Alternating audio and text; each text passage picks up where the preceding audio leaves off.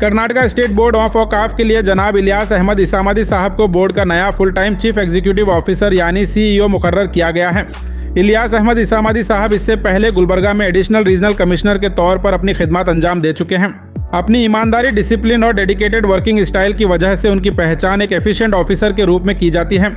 CEO का charge संभालते ही उन्होंने कर्नाटका स्टेट बोर्ड ऑफ औकाफ के चेयरमैन जनाब डॉक्टर सैयद मोहम्मद अली अल हुसैनी साहब से बोर्ड हेडक्वार्टर्स में मुलाकात की और उनकी खिदमत में ईमानदारी और जिम्मेदारी के साथ काम करने के अज़म का इजहार किया।